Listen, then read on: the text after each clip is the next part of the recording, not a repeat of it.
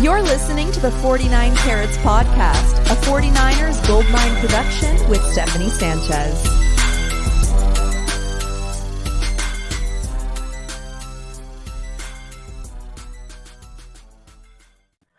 What's going on, everyone? Welcome to another edition of the 49 Carats Podcast. I'm your host, Steph. It is Wednesday, September 27th. 49ers are 3-0, and yet, it still feels like they're just scratching the surface of their full potential. What a time to be alive. Joining me to talk about what we know about the 49ers so far going into week 4 are the homies, John Chapman and Wayne Breezie. How you guys doing today? Incredible. Great, right? Great and incredible. It's almost game time. I'm Living ready. the dream. 3-0 with things to look forward to, which I'm so excited. Whenever you sent over the show notes, I was like, I love it. I love it. So I'm excited about this show.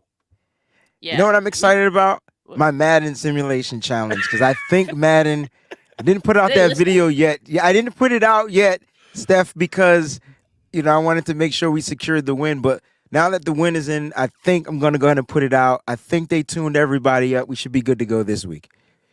Okay. I hope so. We'll tune into that later and see if that worked for us. What time is that one at? What time is that at? That's going to be tomorrow, 1 p.m. Eastern Standard Time. I'm going to do it nice early throughout the day, get it done, and we could sit back and just, cool, curse, laugh, get mad. Well, there we go. And look, we're not going to spend too much time talking about the Thursday night game because at this point, it's almost been a week. I think we've both probably talked about the game and run that into the ground at this point. So, but I simply just going to ask you guys one question from that game. What was your most positive takeaway from the game on Thursday? And John, we'll start with you. I love the fact that you're getting these role players to start to step up. We saw it 2 weeks ago with Isaiah Oliver, and I think that it continued big time Thursday night.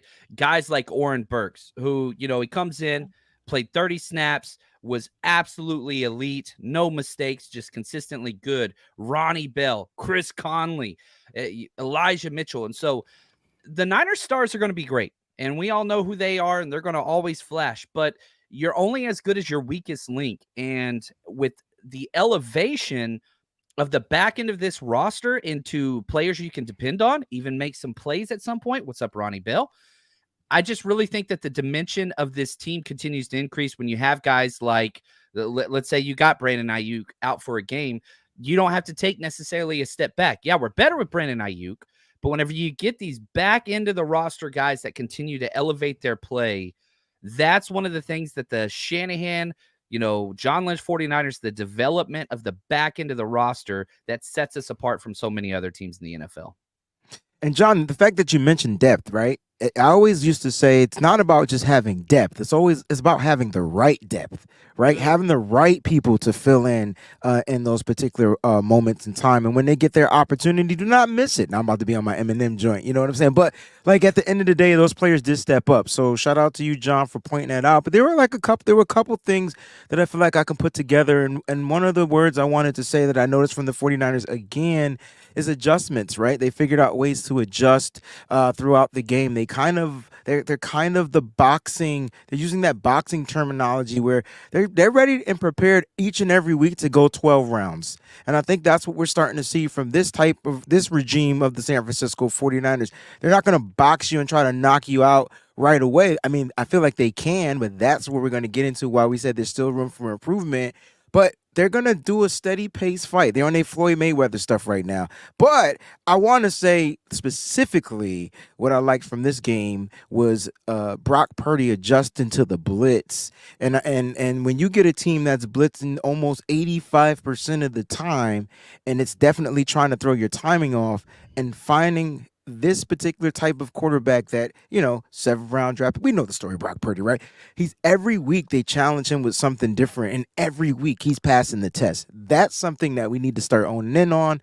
Brock Purdy is starting to become one of those, I don't want to say the E-word quarterbacks, but he's creeping up. He's creeping up in that category, Steph. He's creeping up in that category. Okay. That was a lot. But like on that last note, the E-word. The E-word. I'm just curious, like what, because I feel like a lot of people have different thoughts on what counts as like an elite quarterback. Do you That guys consider top 10 to be elite? I'm just curious. I usually go top 5 whenever Mhm. we're talking this, and somebody that can win the game for you when all else goes wrong. This is somebody that can step up and deliver the game. And I don't know if I'm not going to put him there yet. I mean, he's been incredible, but one of my favorite things is, when we talk quarterback play, I use the word elite quarterback play. We talk fourth quarter comebacks. We talk game winning drives. Yeah. Brock is just in the fairway time after time after time to where he never digs a hole. And so fourth quarter comebacks are wonderful, and there's going to be a time for that this year, no doubt about it. But man, I think it's beautiful he doesn't have any fourth quarter comebacks because he hasn't needed them. And so it's, I don't know, chicken before the egg. Can't have a fourth quarter comeback if you're never losing. And so I don't know how that factors into it. All I could say is this. I'm so damn happy this dude's our quarterback. And I don't know if I probably could name 5. But man, I'm happy. Is he top 5? I don't know. I just want him with us because it's a perfect pairing. I did this exercise the other day with Mike from Nothing But Niners, and we literally, I mean, there are definitely some great quarterbacks in the NFL, and then there's those elite ones. And when you start and just focusing on this year alone, right? This year alone, not the previous years, but focusing on this year alone, even some of those elite quarterbacks aren't playing elite football. And so, like, Brock Purdy is playing, I don't want to say elite football, but he's playing great. He's playing top-notch football. Like, he's not turning the ball over. He's not losing games. He's not even, like John said, he's not even digging himself into some type of a hole to where he has to kind of bring his team back. He's sustaining leads. They're winning games from the sustainability aspect. So why can't that be considered an elite trait? I don't know. I know Brock Purdy doesn't have the typical physical traits of an elite quarterback, but he definitely has the mental traits of an elite quarterback, and he's proven it week in and week out. I know I'm not going to sit there and put him in the top 5 yet, but if we sat here and went through 5 quarterbacks, we'll probably have a different 5, or in a different order. And I feel like Brock is making a case to be in that conversation. The one thing I will say before we jump off this, there are 4 quarterbacks that have started all 3 games that have yet to throw an interception. Brock is in that. Justin Herbert, Justin who I think Herbert, is elite of elite. So CJ Stroud. Yep, C.J. Stroud, the rookie, Josh Dobbs, the guy we're playing this week, and there you go. So, man, you got the journeyman, you got the last pick in the draft, you got a top quarterback in the draft, elite because people put Herbert in the elite, and then you got the rookie. It's crazy. Yeah, it is crazy. I'm not ready to put Purdy in any elite conversation, although I don't think anyone can deny that he has looked great in the limited amount of time that we have seen him. And I agree, Wayne. I think that he does have the elite, like mental characteristics or whatever you want to call it, attributes. Okay, but from what I saw from this game on Thursday, like the most positive takeaway, and you guys actually highlighted a good amount of them. But I do want to start with Purdy because I think what we did see in that one is that he can learn on the fly and correct in game. And I don't know if we really have seen that before from, 49ers quarterback under Kyle Shanahan. What we saw on Thursday, he started off slow, and we have seen those slow starts from Brock before. I think about that game against the Raiders, think about that game against Tampa Bay last year. But all of those games, and one thing that they have in common, not just, getting a lot of blitzes and pressures, is the fact that Purdy can figure out how to beat that, in the course of the game. And so a lot of the times you have quarterbacks who, you got to wait till they get into the film room on Monday after the game, and you're like, okay, this is what went wrong. And then the following week, they can improve on that. I haven't seen that from Brock Purdy because he's making the improvements and the adjustments in game. And the other takeaway, I think, is that Kyle trusts him. Brock Purdy threw the ball 37 times despite the slow start. despite being blitzed nearly 80% of the times, Kyle Shanahan trusts this man with his life, I think. And, for that reason, I trust Brock Purdy as well, because he's been able to answer the bell every point. Speaking of bell, Ronnie Bell, that's a good segue right there, man. I just got to get a clap for myself. That was impressive. Nice. That was nice. Ronnie Bell is a dog. Like, he looked good. And I know Brandon Ayuk was out. Ideally, Ronnie Bell isn't playing a ton of snaps because that would mean that someone else is out. But I do feel like he's good enough, and he has evaded the rookie doghouse, that he's gonna make a case to get on the field a little more often as time goes on, I think. And he just looks like he belongs. And we saw some great blocking from him right out the gate. He's a 49ers wide receiver through and through already. He didn't need to go through his little like bumps and bruises and Kyle getting mad at him. He looks good. And, props to him. His first NFL catch is also his first touchdown. I thought that was a great play too. And so he's looked great. That's another takeaway. And Kinlaw, for me, we talked about the depth, right? The depth of this team and how we saw some of those guys step up on that game on Thursday. Kinlaw was no different. He was one of those guys. And through 3 games, he's been making an impact on this defense. I think that's a really, really great development, and maybe like in an underlined development. I don't know the right word, but like, it's going under the radar, kind of, just because the defense as a whole has always been so good. But what Kinlaw's doing is special right now through these first 3 games, and it's really helping the interior of that defensive line get a lot of pressure. And I don't know if you guys have seen the numbers of the interior defensive line through the first 3 games, but they are working. And that's a great development, because in the past, like, it's really just been Eric Armstead, and we haven't had a whole lot of production outside of him. Some fans would even say we don't get a lot of production from Eric Armstead. I say that's baloney. Like, he makes things happen as well.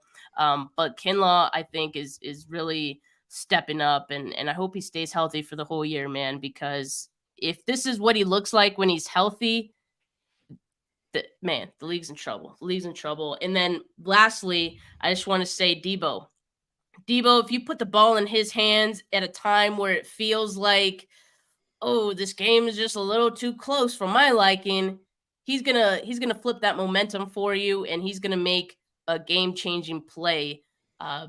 Just with the physicality that he plays with, the mentality, he'd be making guys miss. He'd be running through guys. So I love that about Debo, and I love this team. There's a lot of good things to feel good about if you're a 49ers fan right now.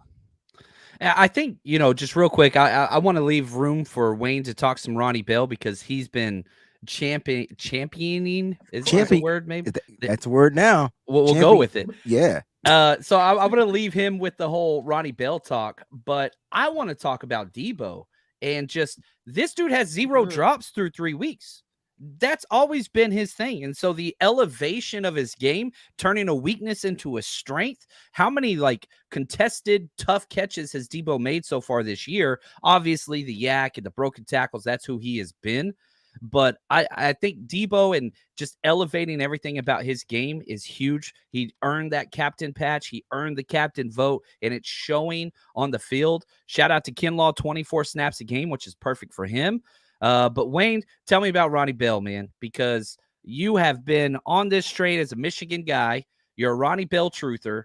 Yeah, I mean, listen, Steph summed it up in one word, dog, right? And this is what I knew you were going to get, a dog. Steph, I don't know if you got a chance to talk to him or meet him at the Senior Bowl, but I mean, his whole persona was amazing, just having that interview with him.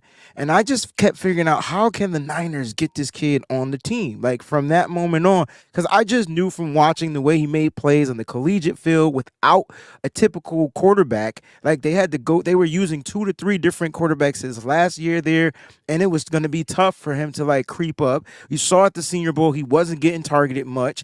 They were going to Tank Dell and all the other guys, right? Jaden Reed and all those other guys that you see. And now he comes to the 49ers, and he kind of like finds a way to fit in and blend in. And I think it started with the fact that he was willing and able to do whatever it is they asked him to do. I think that's where it started. And so, you want me to play special teams, coach? All right, cool. I'm out here. You want me to return? Cool. I'll return. You want me to return this too? Cool. Oh, you need me to go down there and cool. Blocking? I'll figure it out. And you remember earlier in the preseason, earlier in the offseason, you heard Brandon Ayuk say, hey, man, once this kid gets the blocking, Debo, once this kid gets the blocking down pat, oh, man, he's going to make strides. This sums up Ronnie Bell right here. Kyle Shanahan was asked a question about Ronnie Bell. Does he still have to go out there and do more to earn a spot here or earn a place in the He said, absolutely not. He already did that. Like, Kyle just shut it down. He already did it. 7th round pick already did. And that just lets you know how great the 49ers are in evaluating talent, especially now. We talked about why these coaches and why the general manager was extended. It's because they're finding gems with other people are passing over. What's that treasure thing? One man's treasure. I don't know that jump, but you know what I'm trying to say. Someone else's trash is you get what I'm saying. And what I'm saying is everybody kept passing over this kid. The Niners get him, and now look what they're doing with him. They have the ability to allow him to develop because they already have stables in the wide receiving room. So when he's asked to, and when his number is called, when his bell is rung, hold up. See what I did there? When his bell is rung, he gets out there and he answers the bell. Ronnie Bell. And I'll say this, a lot of people, Ronnie Bell's 7th round pick, he was picked 9 picks before Brock Purdy. Like a different year, he was picked 253. So it's not even, he's not a 7th round pick. He's a 7th round comp pick. He's at the back of the back. Yeah. Well, that's crazy to think about when you consider Brock Purdy threw him his touchdown pass, right? Like, have we ever seen like 2 7th rounders connect on a touchdown before? Like, that's pretty crazy. So props to both of those guys. And yeah, I mean, I agree. Ronnie Bell is going to earn himself some more playing time sooner than later, I think. And he's definitely deserved it. But look, this team is 3-0. They're putting up 30 points in 3 straight games. We just talked about all the great things that we saw. Yet it feels like they have the potential to score even more points, right? Like, that's the crazy thing about it. They've been leaving points out on the field. Kyle Shanahan and even some players mentioned how there's still some things to improve. And, that's great. Like, that's a good thing. That's a good thing. Kyle Shanahan, when asked on, is the team in the same groove that they were in last year, like to end the season last year? And Kyle said, quote, I feel like we're close. We finished last season on a roll during the season, got in a groove. I don't think we're totally there yet. I think we can clean a number of things up. I thought we hurt ourselves in a number of situations Thursday night and kind of have all three of these weeks, but I still think we could continue to improve a lot. So this is not just coming from fans, like this is coming from the coach himself, and a lot of players pretty much echoed this sentiment after the game on Thursday too. So here's what I like about it. They're not complacent. They're 3-0, but they know that, I mean, in order to get where they need to go, they need to hit all that untapped potential that they have, right? So I really like that about this team, that they kind of know who they are and know what they're capable of. And anything short of that, I think at this point, they've gone through it so many times before. They've gotten close so many times before. They know what the task at hand and what they need to do. So I really actually appreciate this. And us as fans calling this stuff out too. Like, it's not even us complaining, but it's us also acknowledging, like, man, this team is so good and they could be so much better. Like, that's the crazy thing. It's a really good problem to have. Yeah, I'll say this. You look at your stars and they're playing great. Christian McCaffrey should have had a touchdown catch. Got knocked out last second. Trent Williams, couple penalties, right? George Kittle, drop pass. Got a couple missed tackles from Fred and Dre Greenlaw, which is not normal. And so even though you're blowing these teams out and it's not even within a possession, there's still things to work on. The penalties, you're not turning the ball over, which is wonderful. Special teams need some work. There's still issues to work on. So whenever you have your stars that can go out and ball out and everybody can talk about how great Christian McCaffrey is and they're right, he could have had a much better game. He should have had a receiving catch on that amazing throw from Brock Purdy.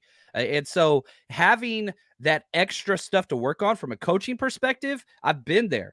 It's hard to coach up your team after you blow a team out.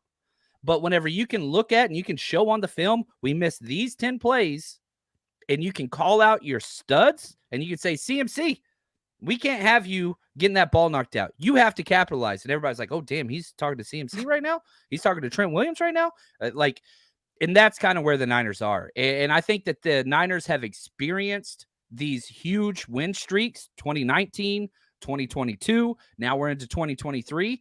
None of those resulted in a win. So don't be complacent with winning a bunch of damn games now. We have bigger things on the horizon. That's just my thoughts. I don't know, Wayne. What do you think? No, and I think you're right. I mean, I think the big picture is getting to the Super Bowl and winning it. I think that's the biggest picture. I mean, the Niners know that they can pull together a win streak. They can win a bunch of games. They know they can go out there. They can make adjustments. They can do all the things that they need to do. Have the Niners looked great for the past 3 games? Yeah, but they can be better. And I think that's what this whole conversation is about. And, John, you talked about that area where they can improve. I like the fact that players are accountable. They're like, damn, I got to be better. And we talk about stars. So I want to stick with the stars. Those stars are saying, I got to be better. I got to do this. I got to do that. And I love it. Right. But here's to me where I feel like when Kyle Shanahan talks, this is the area he wants the players to improve, and it's in the red zone. I mean, the 49ers are just above 50% in the red zone, if I'm not mistaken. And they're like a little bit higher than what they were in 2022. And the reason why I said that is because the Niners are getting opportunities and they're just not capitalizing off of them. And so you get that ball down into that 20, inside that 20, you have to try to figure out a way to put up points. Now, a lot of those points get negated by things like penalties, which John talked about. So the Niners have to figure out how to be more disciplined, and they got to figure out a way to better execute some of those plays. When Brock Purdy threw that pass to Christian McCaffrey, was it a catch? It sure was, until it didn't happen, right? Like it was in his hands and it got knocked out at the last second. So the players got to be, they're being accountable. They got to continue to strive to be better because they know they need to get down the end zone. I think the Niners mentality is that they just want to score on every play, every drive. And I think they're happy that they can get it from Jake Moody, who's 9 for 9 on the season, which means he is 100%. I think they're happy that they have that extra weapon in the bag. But I think the offense wants to go out there and put up points, right? And they're seeing a team like the Miami Dolphins do it. And I'm not trying to say they're trying to match that. They just want to make sure that they fully execute when called upon. And execution for me has always been like the Achilles for the San Francisco 49ers, right? They get so close and then boom, they don't execute, they don't make it happen. So I think early in the season they'll continue to do that. And then Steph, you mentioned something about like the Niners know who they are. Honestly, I don't think the Niners know who they are. And I actually like that. Why? Because now the other teams can't ever figure us out. And I think the Niners are interchangeable. I don't know what character that is, but they can change it up, switch it up. Oh, yeah, you trying to stop Christian? All right, cool. We'll put this person in. We'll focus on this point. We'll do this. We'll do that. I think Kyle Shanahan has been in his bag, and I think this is the happiest we've ever seen our head coach. And I think the sky is the freaking limit. Like, I think the sky's the limit. Yeah, exactly. I love it. And to your point about the red zone scoring percentage, right now they're 20th, 53.85. Yeah. So again, like for a team that in a lot of other, metrics and stats, like they're at the top 5, 10 in offense, you would expect that to be a little bit higher, right? All things considered. So yeah, that is definitely one area that could improve. But you mentioned that being something that you think Kyle wants to see improve. Now I kind of want to ask you guys, like, what is something that you think this team can improve? It could be a specific player, a whole unit, and it could be maybe like a specific team stat. But I'm curious what you guys are thinking on this one. We'll start with you, John. Yeah, I think, if we're talking about red zone, the 49ers have been down in the red zone 13 times offensively. To put that into perspective, the Cardinals, 7 trips this year, literally half. And so I think that's an issue. And with Kyle, something matters to Kyle when he does a self-deprecating joke about it in a press conference. And whatever he said, oh yeah, that's why we're having, struggling so much in the red zone, just so we can do this other thing. Like, you know what I mean? And he kind of like sheds it off as like this joke. That means Kyle's offended. Kyle is upset about this issue. And yeah, you fix the red zone issues. That's 40 points a game. You're getting in there. The consistency, the driving, the 20-20 offense, like from R20 to the red zone 20, is stellar. What happens when you get in there? They shut down the run game, and they force you one-on-one on the outside, and they're blitzing like crazy, which, when Brock is blitzing in the middle of the field, he could just throw the fade. Debo, Ayuk, CMC, all these different, back shoulder fades he's hit. Juwan Jennings, I think he had one too. Kittle's turn next. But whenever it shrinks in there, that's rough. And I don't want Purdy taking extra hits, but at some point, the mobility factor, which we know he's got, that's one of those things I want to see, but I want him to be smart with it. So that's the area I want to see a little bit more aggressiveness with the legs from Brock Purdy to kind of equate some of that blitz. If you beat that blitz quick and everybody else is in man coverage, you should be able to get in. We saw it last year. I think it was against Tampa Bay. Where he wiggled through everybody and got the rushing touchdown. That's one thing I want to see. A little bit more emphasis just on the athletic running ability, not play style runs, not play style. I don't want you calling run plays for Purdy, but I do want to see him kind of press the issue just a little bit, just to put a little more tension on those linebackers that keep coming on the blitz in the red zone.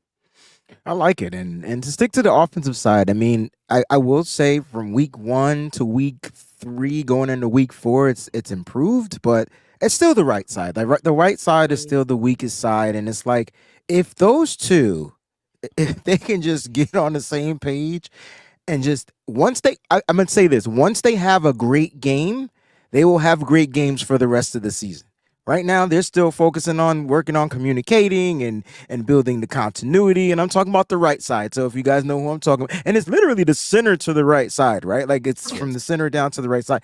Once those three guys figure out how to communicate, and I think Jake Brendel spoke about being able to communicate, or Colt McKivitz, I can't remember who it was. It might have been Brendel. They want to be able to communicate without talking. They want to know each other's gestures. They want to know each other's body movements, all that type of stuff. Once that happens, oh man, the right side will start to balance itself out. And yeah, the protection has been better. They've been better in the run blocking game, I would say. But it's like McKivitz got better this game, but Burford got worse this game. But then Burford gets better this game, and then McKivitt's getting worse. And now the center's off. They have to figure out the continuity. That will help in the red zone. That would help, just period. And once the continuity is there, oh my gosh, that's going to be crazy. I'm glad you brought up, the right side of that offensive line. I mean, I think for everyone, we're kind of looking at that as you could be a little bit better. And, I'll name names Spencer Burford. I've mentioned him as a player I'm putting on notice on my show on Monday. And he's allowed 11 pressures, 10 hurries, and a sack in 3 games. He was slightly better the previous game.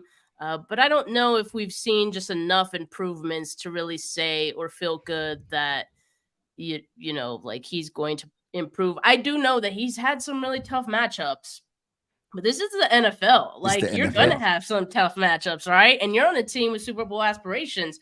There are going to be even tougher matchups when you get down the stretch in the playoffs, the end of the season and all that. So I know it's week 3 of a long season right now. And, I do think that the 49ers will hit a stride at some point on that side of the line. I didn't even mention, I mentioned on another show, but Jake Brendel, I'm glad you mentioned him, Wayne. Brendel there's a lot of low snaps in that game against the Giants. It could have been because of the blitz. The touchdown throw, I seen it. But that's kind of bad. Wait.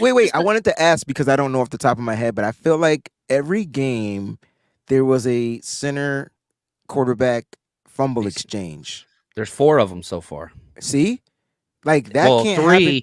3. One was on Purdy by himself whenever he corralled the fumble. But right, but I'm just talking about the right. But they have to figure that out. They have to figure it out. Now, I have a theory. It's a Breezy conspiracy theory, and I want to get your thoughts on it. Okay, so Burford last year split time with Daniel Brunskill. Yeah.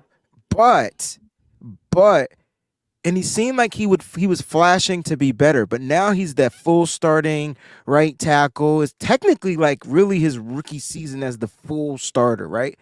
but he was paired up with a veteran. I'm not saying that veteran was all that great, but being next to a guy like Mike McGlinchey, who's probably seen it for several years, was probably help pulling him up just a little bit. Now that that crutch is gone, you're putting in a non-starting right tackle, and now you're asking your right guard, who got the reps his first year, half of them at least, or more than half, to kind of like step up and be this, he was a 5th-round pick or a 4th-round pick, right? So like 5th round, fourth round. So it's going to take some time. What are your thoughts about him not having the crutch anymore, though? Like maybe Mike McGlinchey was helpful. He wasn't on the field, but maybe in the locker room or in the film room. Yeah, I think they even talked about it last year, where it was good for him to kind of step back and analyze and figure it out, then go back out there and, fix those mistakes. But you guys said he's had a tough 3 weeks. All right. Now, here's how tough it was. Cameron Hayward, Aaron Donald, Dexter Lawrence, all pro players. Damn. All of them. Like, that is tough. This week, not so fast. And so you're kind of you're never going to have a 3-game stretch like that again in the NFL. Does that excuse the way in which he has played? It has not. I think that he has earned the right to fix some of these issues because they want him to be a stalwart. They want him to be there for 6-7 years plus at the right guard spot. He's not being pulled out even when they go to trash time and John Feliciano comes in. They put him at center. Banks and Burford stayed in and played every damn snap. They did not get a break. And so I don't think that there's any leash involved whatsoever currently with Burford. I think they're just rolling through these growing pains. But I do think you're on something. I do wish there was a little bit of a revolving door there, not because I want him out, but because it worked so well last year. But I don't think they're doing that. I think they're just going to trust this dude and they're just going to let him just go through it. Chris Forster, the O-line coach, constantly preaches continuity, playing amongst your players next to you, and it just takes time to gel. So him and Colton McKivitz didn't get a lot of time together last year. Yeah, now it's time. That's a huge thing with the offensive line. And so I'm going to be patient, but I'm watching him, you know what I mean? Like I'm watching him. So yeah, the 49ers right now rank 22nd in composite pass protection ratings. So, but combining, PFF, ESPN, and what is the other one? I think SNS or something like that. Yeah. But man, they were everybody was 1-on-1. That you were blocking with 5, they were bringing 6. I don't know. I don't know. I don't know. I know it's like tough matchups, and yes, the 49ers don't have like another right guard to go to like they did in the past with Daniel Brunskill. I mean, Brunskill was good. Like, he was nice. So like anytime that Burford struggled, like, yeah, they didn't really hesitate too much to put him in there. Now it's kind of like you got to take your lumps. You got to take your lumps with Burford. I do think that continuity is a big thing. I do think that having a first-year starter next to you doesn't exactly help. So the more time that they get together is going to help. You see how much Aaron Banks has benefited from having Trent Williams next to him. Aaron Banks, at this point, probably pretty good in his own right. But we know that him learning the ropes of playing left guard had a lot to do with having the benefit of Trent. So on the other end, both of those guys need to help each other out. And so I think that's going to come with time and them getting to know each other and all this and that. But as of right now, that is definitely one area that could stand to improve. And when it does, watch out, man. Watch out. All right. That's all we're saying. Like, I'm just saying, you mean to tell me Brock's going to have more time to throw on his right side? Like, I'm telling you, it's going to be dangerous. It's going to be dangerous. League not ready. Yeah, there we go. But the other thing, there's another thing I wanted to point out of something that I want to see improve. All right. And for me, it's the penalties. The 49ers are 26th in penalties right now. They're averaging a little over 7 penalties a game, almost 8 penalties a game, compared to 5.6 in 2022. So I do feel like, again, it's one of those things where it's like it's early in the season. So sometimes these things do happen and then you kind of lock in a little later. But, at some point, you don't want penalties to affect the game and affect the outcome of a game. It hasn't so far for the 49ers. And the good thing is that the Cardinals are actually a worse team than the 49ers when it comes to penalties. They're ranked 29th. Looking ahead at week 5, Cowboys are 27th. But you never know. Like, what if, this upcoming game is the game where the Cardinals, improve their penalties and the 49ers do the opposite? You never know. So that's always something that I feel could stand to improve as well. I know there's been a lot of like weird ticky-tacky calls, in particular with Dre Greenlaw. But, I didn't. I would argue in any 1 of out it. of 3 may have been warranted against Greenlaw. 1 out of 3, but he's got a reputation. Exactly. So he's getting those reputation calls now, and so just off of that alone, he probably needs to be smarter. But I think that could definitely improve going in, to these next few games. Yeah, and it's not just him. Sorry, John. It's the special team penalties that you really don't account for in a football game because they only have one role, one job, one assignment, and next thing you know, you're starting in your own end zone on offense. So like it's those penalties. It's the bonehead ones. Like, and for me, the Greenlaw penalty, like that last one, the roughing, the personal foul penalty. Excuse me, like you knew it was coming the moment he started going after the guy. Like I knew it was coming. I was just waiting for the flag to go in the air. It was just like he had to know it was coming too. If he can eliminate those, if he could just think. No, I don't even want him to think because I still want him to play the style of football he plays. I'm okay if Greenlaw gets a penalty a game. At this point, I'm cool with it. It's like as long as he continues to lead the team in tackles and don't miss tackles and continue to make plays, I'm fine. It's the other penalties though. Yeah. It's the ones that aren't even. They shouldn't even be a part. They shouldn't even be there. Like the special. Like now, missing. Well, that guy's gone now. He's not with us. Trey Swilling is gone, but then you got the interference call, which probably won't happen again. Like that's from Shamar Joy. He might have got. I don't think he got sent back down to the practice squad. I didn't get any news about that, so he's still on the team unless Ambry Thomas comes back. But once Ambry Thomas and Samuel Womack comes back from the IR, that hopefully will fix the special team penalties, at least the special team penalties. Yep. Well said. Well said. And Danny Gray might throw that name in there too for special teams. And Danny Gray. Okay. I see what you're on. But before we get into this Cardinals game, we do have some 49ers news to talk about, and it's kind of interesting. The 49ers signed a running back to their practice squad, Jeremy McNichols. He has had stints with the 49ers before. That's not the part that's interesting. I think what's interesting is now they have like 5 running backs. They have a lot, and one might say too many. Do you guys think maybe the 49ers are primed to trade one of their running backs? I think, in my personal opinion, this is more about the tight end position than it is the running back position. So, again, I'm going to go into Wayne's conspiracy theory corner here. Braden Willis got 4 junk plays at offense at the end, right? They put in all the backups, whatever else. First play of the game he's ever played, pancakes a dude. Incredible blocking. All 4 plays was just elite. Then what happens right after that? They release Troy Fumagalli from the practice squad. Like, I think that they checked the box. Braden Willis is good on special teams. Braden Willis can block when we need him to block. Plus, Charlie Warner, his play has been incredible blocking. I mean, he has been incredible this season. Looks a lot like 2021 Charlie Warner, not 2022 Charlie Warner, which is great news. And so I think they said, all right, we're comfortable at the tight end position. The NFL injuries are happening everywhere at the running back position. Where can we capitalize where other people are struggling?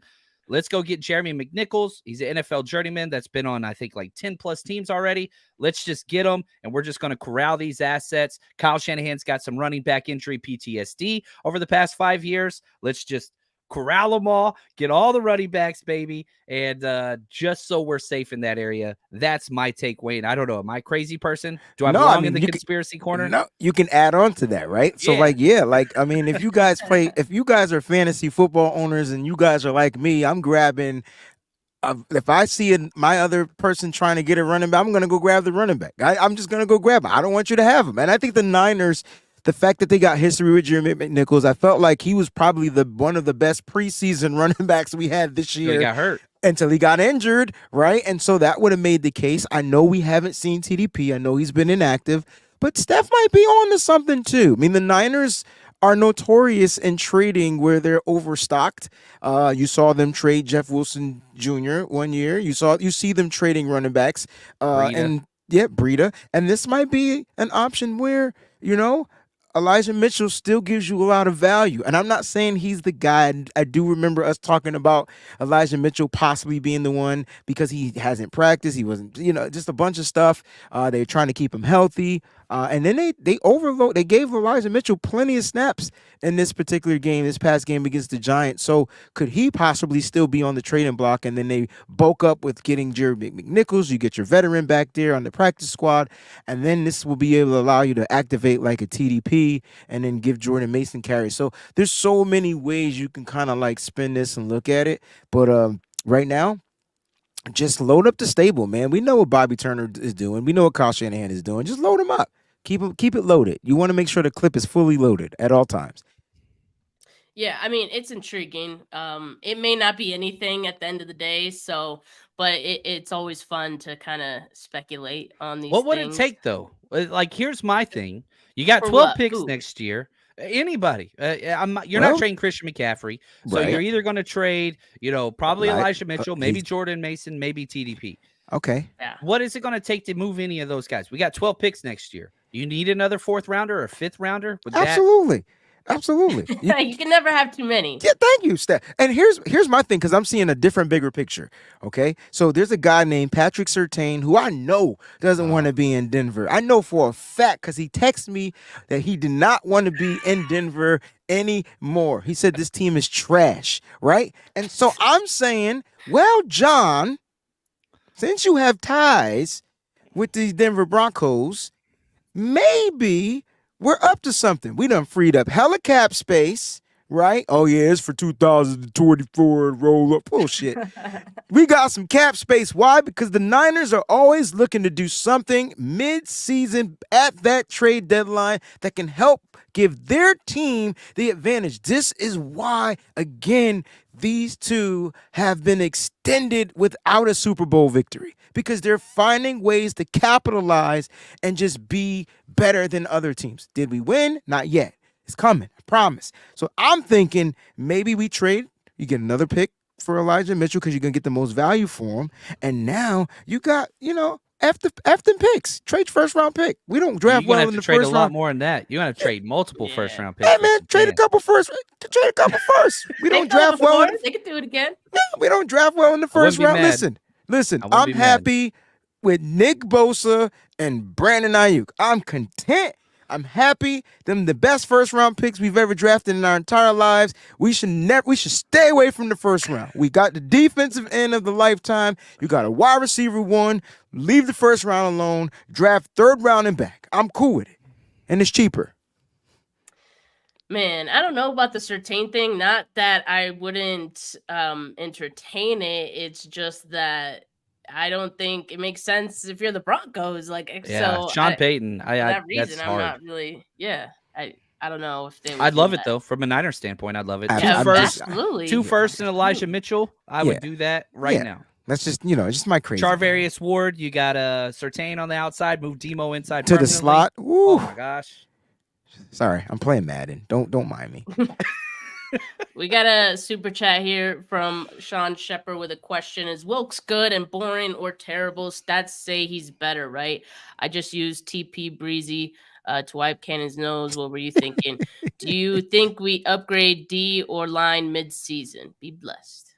You got to do this, Wayne. That's another area that you can look to add. If you wanted to add more pressure from the right side, if there's a guy you can go trade, and I don't know. I still want to see how the team kind of starts to gel itself out as they continue to find ways to build continuity. But I think Steve Wilkes is doing a fine job so far, right? He's found ways to make adjustment. I mean, 7, 20. I'm after 23. 7, 20, and 14. 12. Excuse me. Those are the points that the defense gave up. and they gave those points up off of short fields. And so, like, I'm saying to myself, the defense, I know we hate the bend don't break concept, but that's just what it's gonna be right now. Like, like, hey, you can beat us underneath, but we're gonna hit you, we're gonna tackle you, and at some point in the game, your body is going to wear out, right? And that's Steve Wilkes. He's making sure his secondary doesn't get beat, and he's allowing his up front, to do the work. And so get used to it. I'm not saying it won't change, but it's not bad. Again, 7-20, bump that field goal at the end of the game, and 12. And those points came off of penalties, by the way. Like that's how the scoring drives happen for each one of the teams we played so far. So I think Wilkes is just fine. Yeah, A+ for Wilkes for me. Yeah, I like what Steve Wilkes has done so far as well. I mean, he's still getting used to, the personnel that he has on defense. He's getting used to what the 49ers have typically done on defense. Because, again, like, he's adding small wrinkles. He's not doing that much different, right? So it's not exactly like his defense, but he is, adding just a little sprinkle here and there of what he typically does. But you don't have to do a whole lot. You don't have to reinvent the wheel with this defense because it was already good before you got here. That's a pretty unique situation to be in for a new defensive coordinator, because you think most of the time a new defensive coordinator comes in and it's because, oh, they were so bad before, the other coach got fired, and we got to bring you in to fix this. He doesn't have to really fix anything. He just has to make sure that, it stays afloat and it stays running like a well-oiled machine. And I think, again, because he's getting used to, what this defense does, maybe that's why we're seeing some of that bend don't break and wanting to keep everything in front of him. And I think over time, like, we're just going to continue to see him get more comfortable with the defense. And I feel like he's already settled in pretty well. I mean, through the last 2 games, the adjustments that he's made, I think have been, pretty good. And I want to say, like, he had a really good game plan from the jump against the Giants, and he kept Daniel Jones in check. Like, Daniel Jones, I think, ended up having 5 rushing yards, if that. So that's a John Chapman rushing stat line right there. There you go. And mind you, with they opened up the Red Sea for you on the offensive line, and you picked up 5 yards. So I'd probably do the same.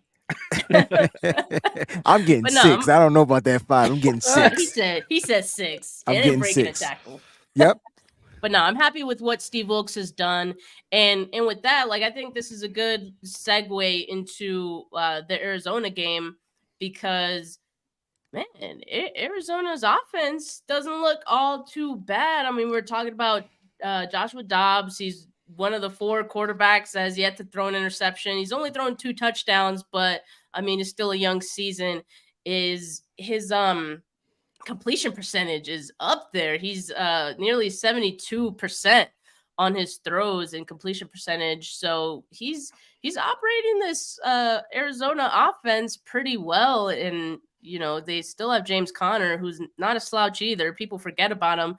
But I picked him up in a ton of fantasy leagues this year because don't start him this week, Steph. Nah.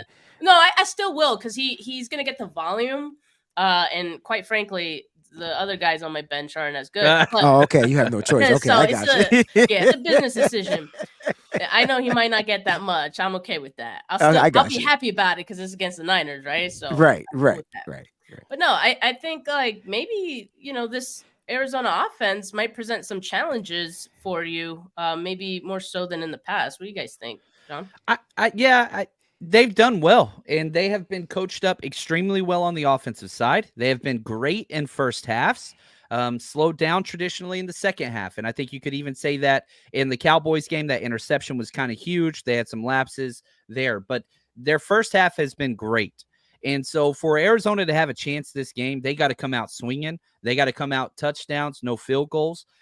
They've got to capitalize early. Now, I respect Dobbs. I think he's one of the funnest storylines in the NFL currently, very similar to a Geno Smith last year, right? At least first half of the season. We'll see how it goes. But at the same time, you look at what this Cardinals offense strength is. It's a strong physical running game that punches you in the mouth. what is the Niners' number one strength? Probably on the whole team, not even just defensively. Shutting down the run with the most violent players the NFL has to offer. That's what it is. And so if you're asking me, Dre Greenlaw and Fred Warner and Javon Kinlaw and Armstead and Hargrave and all the Talanoa going against this run game, I think it's very, very obvious. Now, somebody watching this or listening to this is saying, oh, what about that Colt McCoy game? Yeah, that's true. That was 2 years ago. Different coaching staff, different players. I was at that Mexico City game sitting next to my man, Wayne Breezie. Oh, yeah. And we blew them out the damn building. Mm-hmm. And that was with Connor and McCoy. Yeah. But what I would say is they do have a pretty decent run defense. I know a lot of people say that there was Oscar, I think, said they can't stop the run. And maybe they can't, but their run defense is ranked 7th. So I would say that they don't give up a lot of rush yards. But they also haven't played the 49ers either. So, like, you know, they haven't played the number 3 rushing team in the league, right? You know? And so, like I don't see offensively Arizona being that team that's going to get things going. Now, will they get a play where a drive where they may score? Possibly, because the Niners do the dumbest shit and they give up a penalty, and the next thing you know, all of a sudden they're on their side of the 50, and it's just a little easier when you're on your side of the 50 to score a touchdown. And so that's this possibility that can happen. That's kind of the only way I see them scoring a touchdown anyway. That's been the Niners' MO, so I'm gonna stick with it. And so, like, I just don't think Dobbs is going to be able to be who he is, because the Niners are going to do exactly what John said. They're going to take away the run, and they're going to force Dobbs, even though his completion percentage is 72%, they're going to force him to be accurate. And he's going to have to be accurate on the run. He's going to have to be accurate in that pocket. He won't have a lot of time in the pocket. Steph, you talked about the Niners' pressure. Listen, pressure bursts pipes. We know that. The pressures are there. This might be a game where finally Nick Bosa tees off. I'm not going to predict 4 sacks this game, but he's definitely going to get 2. So I'm just going to start it right. He's going to continue to climb up the sack ladder, but expect stuff to just not go the way that the Cardinals have planned. They're finally going to play a real NFL team, and I know I said that, and I meant that. Yeah, and the Cowboys, who are great at getting pressure, they might have the best defensive end rotation. Their defensive tackles have so much to be wanting. The 49ers' strength of this team is right up the damn middle. Nick Bosa for sure, but those 3 defensive, I put 4. I want to put Kevin Givens in there too. The 4 defensive tackles and 2 linebackers right behind them. And so the way we play defense is not the same way the Cowboys play defense. It's not the same attitude. It's not the same type of physicality. They are finesse. We are brute strength and violence. And I think Dre Greenlaw, and we talked about his penalties earlier. I don't give a damn this week. No penalties this game. Watch. Ooh, just watch. That's bold. There's got to be a MyBookie bet on that somewhere. 0 penalties for Dre Wayne. Greenlaw. Yes. Wayne, you said they haven't played a real team yet. You heard what I said. I was like, and John cut that. He cut that off with a razor edge. He came right in and said, "Whoosh, let me save Wayne." No, I don't need any saving. They haven't played a real team yet. I said it. Look, I said it. No, I mean, I like that you said it, Wayne. I liked it. All right, so on the running game, I think that is important for the 49ers to stop, because the Cardinals have been real comfy in their run game right now. They're 6th in rushing yards per game. They average 156 yards per game. They're getting 5.6 yards per rush attempt. They were blocking their butts off against the Cowboys, but I think you raise a good point, John, that, you know, the 49ers just play the defense or play the run a little bit differently than other teams, and, you know, probably the Cowboys as well, right? So I think I would give the advantage to the 49ers on that aspect. Now, as far as their run defense, the Cardinals' run defense, they haven't, you mentioned, Wayne, that they're pretty good. They're okay. But a running back has scored a receiving touchdown in each of their last 3 games so far this season. They allowed 122 yards on the ground to Tony Pollard last week as well. So this could be a big Christian McCaffrey game, I think. And the one caveat I want to say here is that we got to remember that their head coach was a defensive coordinator for the Eagles last season. So he already did some homework on the 49ers for that NFC Championship game. We didn't exactly see, or he didn't see, Brock Purdy and, the offense at its full glory, of course. But I'm just highlighting that he was prepared for that one. So he has done his homework twice now on the 49ers. And so I'm not saying that gives them an advantage. I'm just saying like he'll more or less know what to expect. But as we mentioned earlier in the show, like I think the 49ers can beat you a variety of different ways. And okay, you're going to do that. We're going to do this. Like it doesn't matter what you do. They're going to find a way to win. And so I think that's the most impressive part. I also, mention these stats. Arizona defense 26th in yards allowed per game. They're allowing 367 yards per game to their opponents. The 49ers offense is 4th in yards per game. They're averaging nearly 400 yards per game on offense. Like that's pretty good, right? And it still ain't clicking yet. Like they still working on it. To our point. And then if the right side of the line can put together a better game that they have in these previous 3, like we were saying, watch out. This could be a game where for the 49ers, everything can sort of come together. All right. If they wanted to, so I think there's a potential for that. And if there is, it's going to be really hard to stop the 49ers in this game. Yeah, I think you're right. There's a lot of bad blood between these two teams, and a lot of that's coming from the 49ers side. Gannon talking trash, against the Niners. You had the injury. Everybody's chomping at the bit to play Philly. This is like the closest thing you're going to get for a couple months. So any anger you got from that NFC Championship game, take that shit out on these guys. They claim not 1, not 2. They got 3 of our players on their active roster. 3 of them. Like, come on, man. Like, those are your brothers over there. They took them from you. You go put a hurting on them. That's all there is to it. Plus, your DC, Steve Wilkes, who I gave an A+ earlier, is in an active lawsuit against this damn franchise. This junk is personal, John. Yes. This is personal. This is beat their ass and leave no doubt. I want this game to be bloody, violent, anger. Let them know. Let them know who runs this freaking division, because it sure as hell ain't Jonathan Gannon, Kendall Roy looking rear end, Pee Wee's Playhouse. Get the hell out of here, man. Not Pee Wee's Playhouse, man. He took it. He looks just like him. R.I.P. He looks just like him. Listen. This game, usually, I say keep it strictly business. It's nothing business about this game. This is not a business trip for the San Francisco 49ers. Nope. And they're home, right? So at the end of the day, this is going to be strictly personal. And you know where it starts? With the head coach. That's where it starts. And then it goes down to your defensive coordinator, like John said. Oh, you me? All right, I'ma sue y'all. Y'all trying to put me under the bus because of what y'all did, the organization? Cool. Watch Steve Wilkes this week. Y'all talk about Hufanga blitzes. You're going to see all kind of crazy stuff this week from the defense. And on top of that, it's personal for the players, man. George Kittle does damage to this team. Deebo Samuel is unleashed a new beast. Brandon Ayuk will be back, right? Like Christian McCaffrey, oh my gosh. Like, how about Elijah Mitchell's 2 touchdowns last time we played this team? Like, we're not even talking about him. Like this, they're going to unleash the dragon.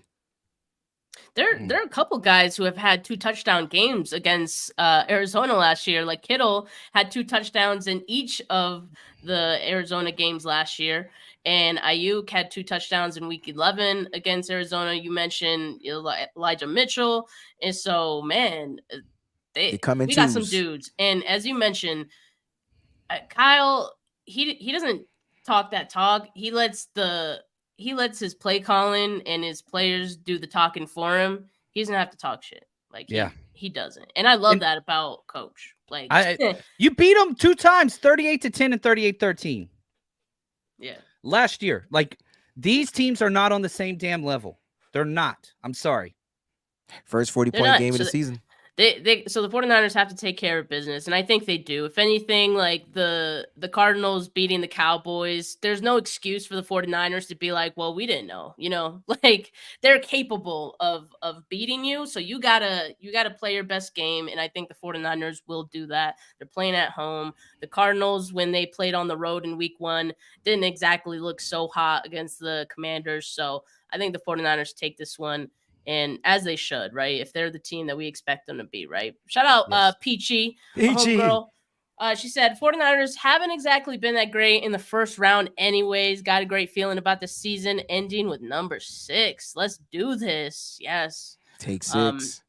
Take 6. I like take 6. Not because we've been trying for a Super Bowl for 6 straight seasons, but because like the quest for 6, like that got old. Like we had a retired quest for 6. Yeah. And now look, take 6. All right. Let's just take it. Number just 6. take it. Yeah, just take Just it. take it. Straight All up. right, y'all. Well, we appreciate you tuning in today. Make sure you guys like this video, subscribe to the channel if you have not yet. Make sure that you like this video on both John and Wayne's channel too. It's in the description of my YouTube video. So show triple the love. Audio listeners, follow the pod wherever you get your podcasts, and make sure you leave a review. But with that, you guys have any parting words here? Enjoy this week. Enjoy the destruction. Enjoy the anger. Feel the pain.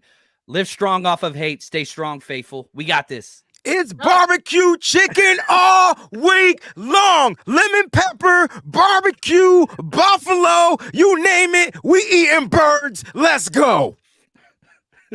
Awesome. I didn't know where that was going at first, Wayne, but yeah, okay. We eating birds and Full circle. We need all the wings. Maybe I'll order some wings for the game. Who knows? Everybody get wings. Not on Breezie, though. Not on Breezie. But you just get you some wings. All right, y'all. Well, we appreciate it. Have a good rest of your Wednesday, folks.